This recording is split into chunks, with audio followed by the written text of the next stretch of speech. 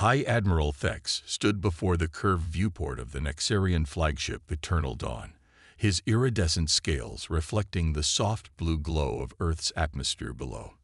The planet shouldn't have caught his attention. It was just another developing world on the fringes of explored space. Yet something about the scattered orbital installations and the peculiar energy readings nagged at his centuries of experience. Another primitive species discovering spaceflight. First Analyst Vera remarked, her neural tendrils pulsing with mild interest as she reviewed the sensor data. Fusion power, basic orbital habitats, chemical propulsion. They haven't even developed quantum shielding yet. Thex's secondary eyes narrowed. After 500 years of leading the Nexarian exploration fleet, he'd learned to trust his instincts. There's something different about this one. Their development path is unusual. Different how, Admiral? Vera's tendrils twisted in the Nexarian equivalent of a dismissive smile. They're following the standard technological progression we've seen 1,000 times. Energy weapons, then shields, then quantum mechanics. These humans appear to be stuck in the projectile weapon phase. The Admiral gestured at the main holographic display, where Earth's orbital infrastructure floated in perfect detail. Look at their orbital platforms. The energy requirements are massive, yet we detect no weapon signatures. Their ships use primitive chemical rockets, but their orbital mechanics are perfect. Every satellite, every station. There's an efficiency here that doesn't match their apparent level of development.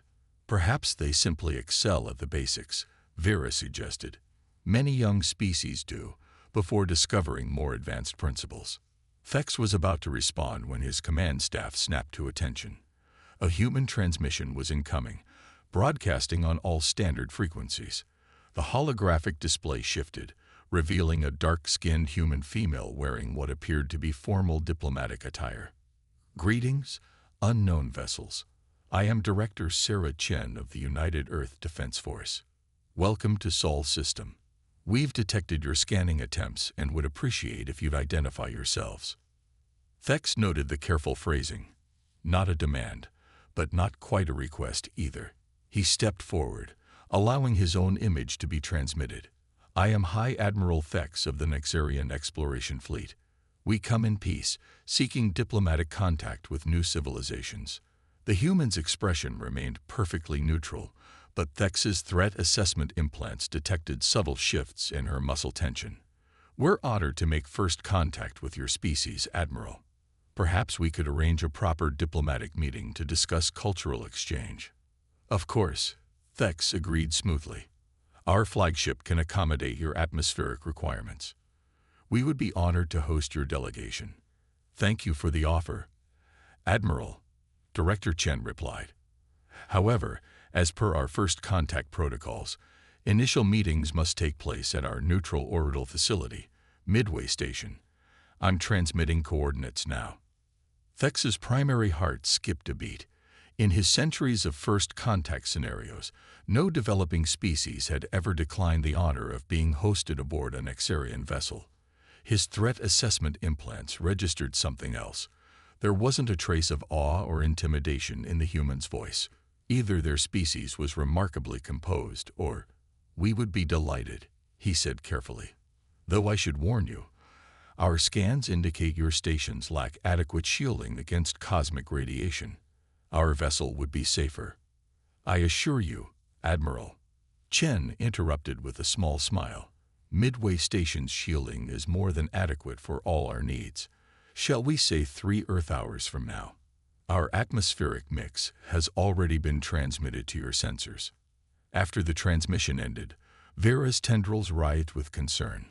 Admiral, this is highly irregular. Perhaps we should deploy the fleet in standard first contact formation. Thex ordered, his eyes fixed on Earth's seemingly primitive orbital platforms. But keep our shield generators at maximum power. Something tells me we're missing a vital piece of information about humanity's technological capabilities. As the Nexarian ships moved into position, Earth's orbital platforms adjusted their orientation ever so slightly. Deep within Midway Station, Director Chen watched the alien fleet's approach, while automated systems quietly brought the station's mass drivers online. She hoped diplomacy would prevail, but humanity had learned long ago to speak softly and keep a railgun handy. The game of assumptions and hidden capabilities had begun. The next few hours would determine whether humanity gained new allies or needed to teach another advanced civilization why underestimating primitive species was a deadly mistake. Midway Station's diplomatic chamber hummed with unspoken tension. High Admiral Thex found himself increasingly unsettled by the subtle contradictions around him. The room's construction appeared simple, clean lines, and functional design, yet his sensor implants detected layers of complexity in the station's walls that defied explanation. Director Chen sat across the polished obsidian table, flanked by two aides. The one introduced as Dr. Marcus Shaw kept making notes on a primitive paper tablet, another detail that didn't quite fit. No developing species still used physical writing materials during first contact meetings. Your civilization's achievements are impressive, Chen was saying, her voice carrying genuine appreciation as she studied the holographic display of Nexarian technological accomplishments, particularly your mastery of quantum shielding. We've had limited success in that area. Thex's secondary hearts synchronized. Finally, an admission of technological inferiority. The Nexarian Confederation would be happy to offer technological assistance, he said smoothly, under the proper guidance protocols, of course. The human diplomat's smile remained perfectly pleasant. That's very generous. Though I'm curious, how do your quantum shields handle kinetic impacts? Kinetic weapons are rarely a concern in modern space combat. First Analyst Vera replied dismissively. The energy requirements to accelerate projectiles to dangerous velocities make them impractical compared to plasma weaponry. Dr. Shaw's stylus paused momentarily on his paper. Thex's threat assessment implants registered a microscopic change in the human's heart rate. Fascinating, Chen replied. We found that energy requirements can be managed with the right infrastructure. She gestured to the viewport, where Earth's orbital rings gleamed in the sunlight. Those rings, for instance, generate quite significant electromagnetic fields. Before Thex could respond, his neural link pulsed with an urgent message. A Drachnid raiding fleet had been detected entering the system's outer reaches. The pirates were notorious for targeting developing worlds, testing the resolve of their protectors. Director Chen, Thex said, rising smoothly, I'm afraid we must temporarily postpone our discussion. A hostile force has been detected approaching Earth. Please allow the Nexarian fleet to demonstrate why our protection is so valued across the galaxy. Chen's expression showed only mild concern. Pirates. Drachnid raiders, Vera confirmed, her tendrils twisting with disgust. They prey on worlds that lack advanced defenses, but do not be alarmed. Our quantum shields and plasma arrays will make short work of them. That won't be necessary, Admiral, Chen said, touching a subtle control on the table. Earth's defense grid is quite capable of handling pirates. Thex's primary eyes widened. Director, I must insist. The Drachnid ships are equipped with energy shields and plasma weapons. Your orbital platforms would be helpless against. A soft chime interrupted him. Dr. Shaw glanced at his paper tablet and smiled. Director, Defense Command reports the threat has been neutralized. 3 ships, 0 casualties on our side. Thex's neural implants must have malfunctioned. The Drachnid ships had been at the system's edge moments ago. Impossible. Even at maximum FTL, our ships couldn't intercept them for another. Admiral, Chen interrupted gently. Perhaps you'd like to review the sensor logs. The holographic display shifted, showing 3 Drachnid warships approaching Earth. Then, from the orbital rings, humans had insisted were purely civilian infrastructure. Something launched. The projectiles moved so fast, they barely registered on sensors. When they struck the lead Drachnid ship, its quantum shields, designed to deflect energy weapons, might as well have been cobwebs before a hurricane. The other 2 pirate vessels had time for exactly 1 futile attempt at evasive action before they met the same fate. The entire engagement had lasted less than 30 seconds. As you can see, Chen continued, her voice still pleasant, but carrying an edge of steel, Earth appreciates the Nexarian Confederation's generous offer of protection. However, we found that sometimes the old ways are best. A simple tungsten rod, properly accelerated, carries rather more kinetic energy than most quantum shields are designed to handle. Thex stared at the sensor logs in stunned silence. Every assumption about humanity's technological development had been wrong. They hadn't followed the standard progression from chemical weapons to energy weapons to quantum mechanics. Instead, they'd taken the physics of kinetic impacts and refined it to an art form. "Now then," Chen said, settling back in her chair, "shall we discuss a diplomatic exchange between equals? We're quite interested in your quantum shield technology. Purely for scientific research, of course. And perhaps you'd like to learn more about our mass acceleration principles." As Thex and Vera exchanged glances, both realized that the galaxy's balance of power had just shifted dramatically. Humanity hadn't needed to develop energy weapons or quantum shields. They'd simply built better railguns. Somewhere in the station's command center, Dr. Shaw allowed himself a small smile as he made one final note on his paper tablet, which, of course, contained highly advanced quantum computing circuits disguised as simple cellulose. The humans had learned long ago that sometimes the best defense was letting others underestimate you. The real negotiations could finally begin. The Nexarian High Council's emergency session crackled with tension, even across light years of quantum communications. High Admiral Thex stood before the flickering holograms of his civilization's leaders, acutely aware that his next words could determine the course of galactic history. "The humans' technological development is unprecedented," he reported, neural tendrils pulsing with barely contained agitation. "They've completely bypassed standard weapons progression. No plasma arrays, no quantum torpedoes. They've refined kinetic weapons to a degree we thought impossible." Supreme Counselor Vex's crystalline form shimmered with concern. "How did we miss this? Our assessment protocols were designed to detect energy weapons and quantum signatures," Vex interrupted. "The humans deliberately appeared primitive. Those orbital rings we dismissed as crude habitat stations. They're mass drivers capable of accelerating projectiles to relativistic speeds. Their entire infrastructure is a weapon. Surely their defenses can't be that formidable." General Kira scoffed, her warform's armored plates clicking in dismissal. "A few railguns, no matter how advanced." "With respect, General," Thex's first analyst Vera interjected, "you don't understand. We've analyzed the Drachnid incident. Those weren't just railguns. The humans have mastered inertial manipulation. Their projectiles broke several laws of physics we thought immutable, and that's just what they've allowed us to see." The council chamber erupted in overlapping arguments. Vex waited, watching the political currents shift. Finally, Supreme Counselor Vex raised a crystalline limb for silence. "Recommendations." Vex had prepared for this moment.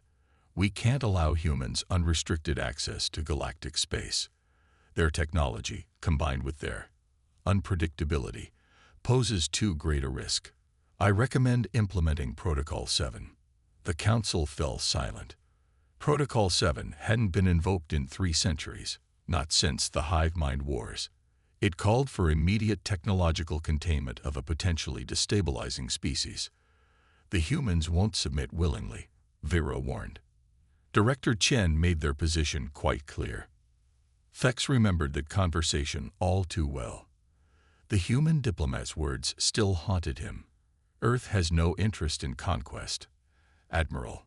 But we've studied our history. Technological protection is often the first step toward subjugation. We won't walk that path." "They don't need to submit willingly," General Kira declared. "A unified strike by the Third Fleet would overwhelm even these advanced kinetic weapons. Better to act now, before they develop further." Vex's threat assessment implants screamed warning at the General's confidence. "The Third Fleet's quantum shields aren't designed for." "The motion is carried," Supreme Counselor Vex announced. "Protocol 7 is authorized.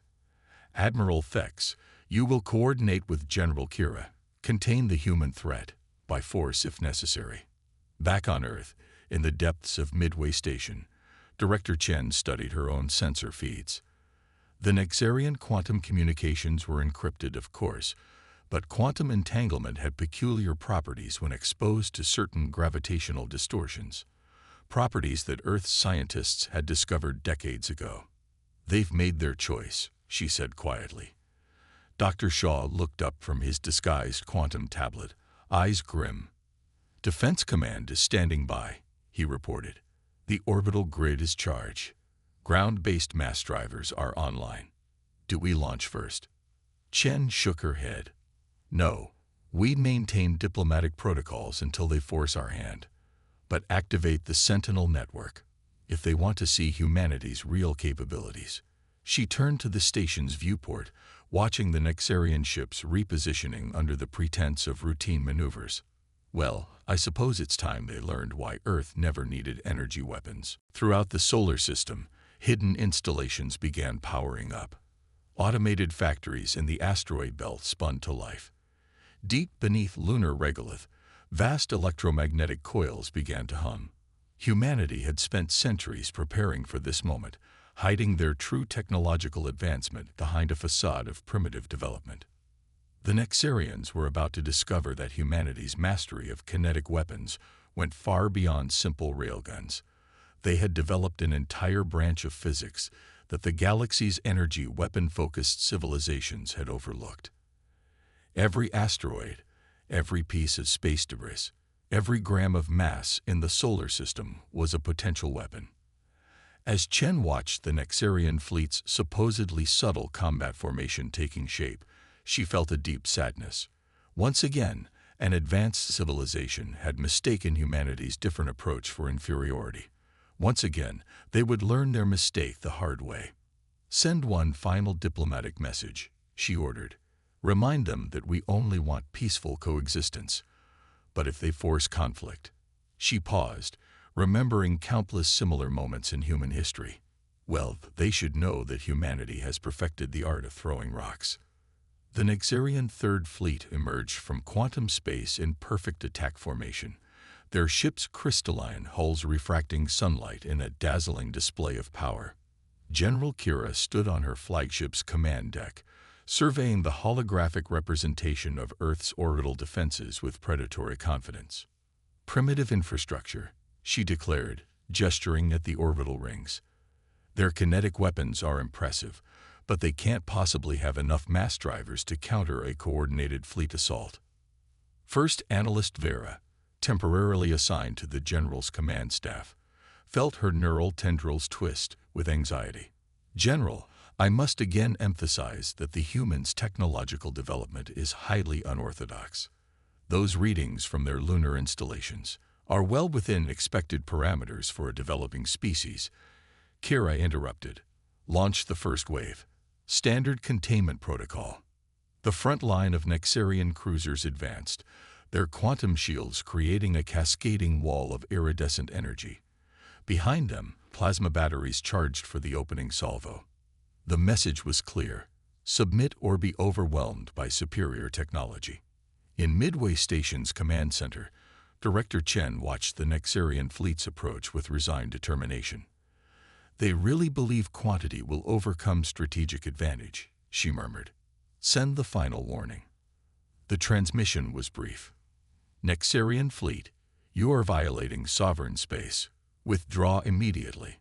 This is your last opportunity for diplomatic resolution." General Kira's response was equally short. "Submit to Protocol 7 containment or face immediate neutralization." Chen closed her eyes briefly. "Very well. Defense Command, you have weapons free. Execute Operation Newton's Cradle." The space around Luna erupted in controlled chaos. The Nexarians had assumed Earth's mass drivers were limited to the orbital rings they could see. They hadn't realized that humanity had turned their entire moon into a gravitationally assisted weapon system. Thousands of kinetic projectiles launched simultaneously from concealed lunar installations. But these weren't simple tungsten rods. Each projectile contained miniaturized inertial manipulation systems, allowing them to curve impossibly through space, attacking from multiple vectors simultaneously. Impossible, Kira shouted as her tactical display became a storm of incoming fire. No species could have developed such precise gravity control without mastering quantum mechanics first. That's exactly what we tried to tell you, Vera whispered, watching in horror as the first wave of Nexarian cruisers discovered that their quantum shields, designed to disperse energy weapons, were worse than useless against gravitationally guided kinetic strikes. But Earth wasn't finished. The orbital rings, far from being primitive habitat stations, revealed their true nature. They were particle accelerators on a cosmic scale. As they powered up, they created a gravitational lens effect, turning the very fabric of space into a weapon. Multiple gravitational distortions detected. An Nexarian sensor operator screamed. They're warping local space-time. The humans had done what the Nexarians thought impossible. They'd weaponized gravity itself. The fleet's quantum drives, trying to compensate for the spatial distortions, began to fail. Ships found themselves pulled into predetermined kill zones, where concentrated fire from Earth's mass drivers awaited them. In Midway Station, Dr. Shaw monitored the battle through his quantum tablet. Lunar Defense Grid reporting 70% success rate. Orbital rings have contained the enemy fleet's quantum drive capabilities. Request permission to deploy the Lagrange point network. Chen shook her head. Not yet. Give them one more chance to understand. She opened a channel to the Nexarian flagship. General Kira, you've lost 40% of your fleet. We don't want to continue this demonstration. Stand down, and we can still resolve this diplomatically. Kira's holographic image appeared, her warform's armor scarred from internal explosions. How? She demanded. How did you develop this level of gravitational manipulation without following standard technological progression? Because we never assumed there was only one path to the stars, Chen replied simply. Your civilization mastered energy manipulation. We mastered mass and gravity.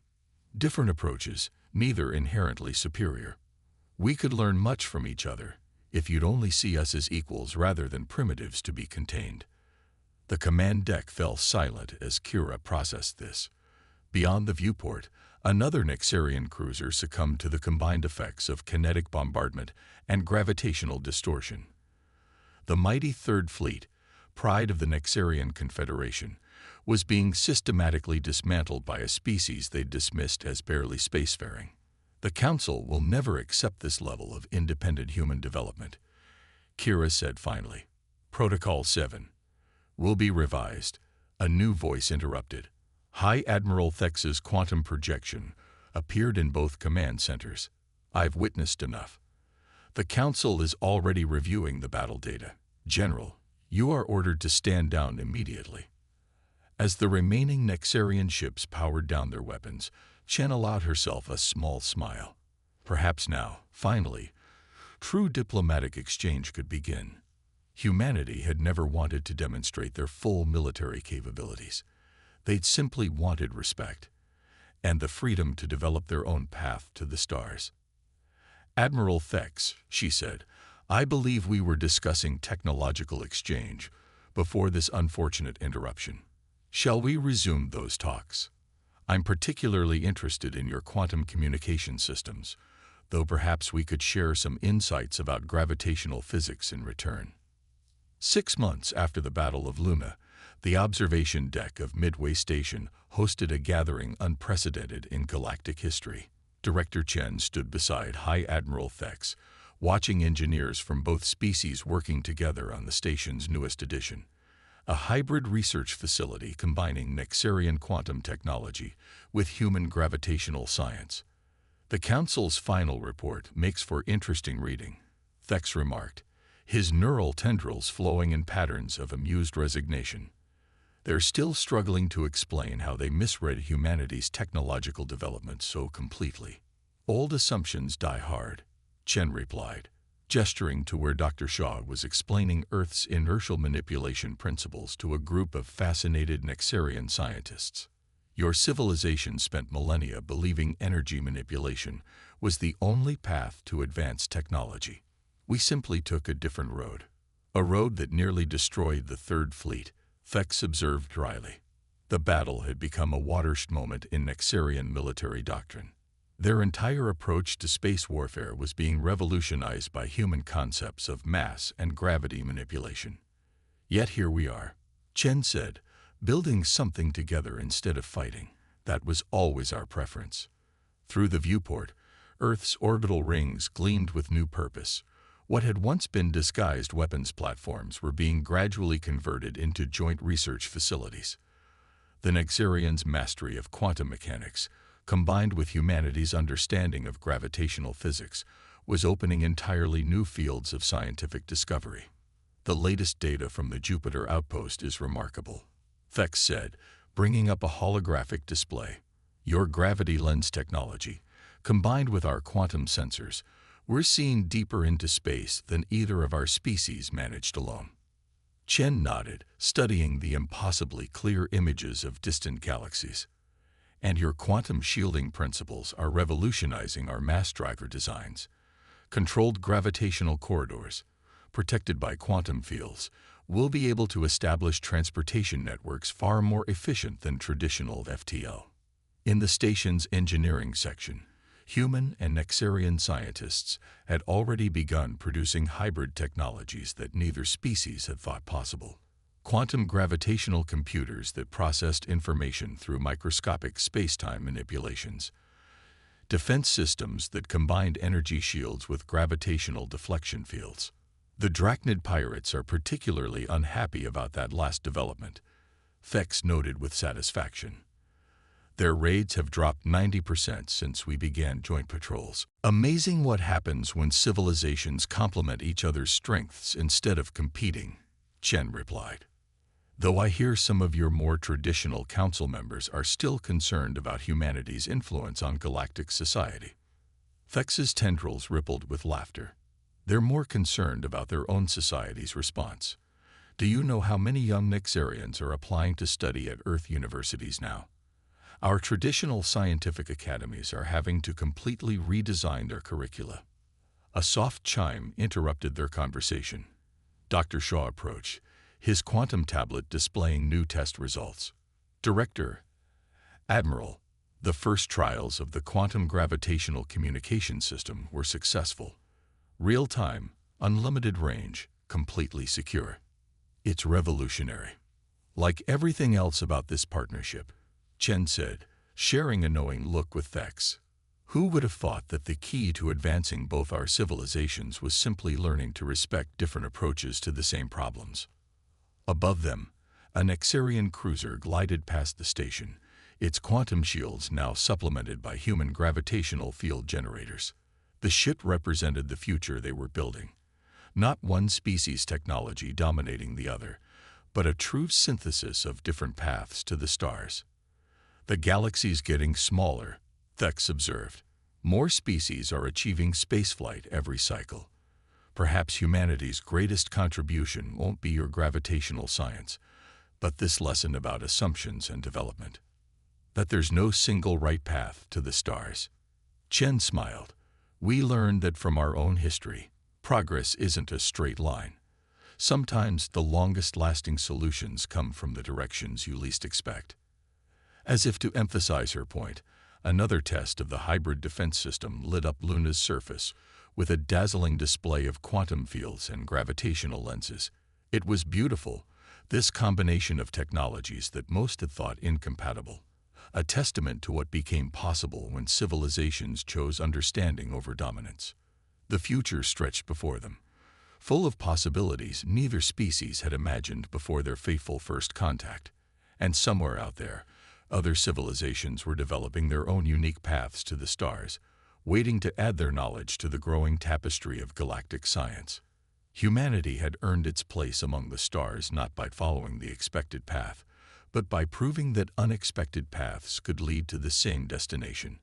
And in doing so, they'd helped the galaxy's oldest civilization learn to see the universe with new eyes.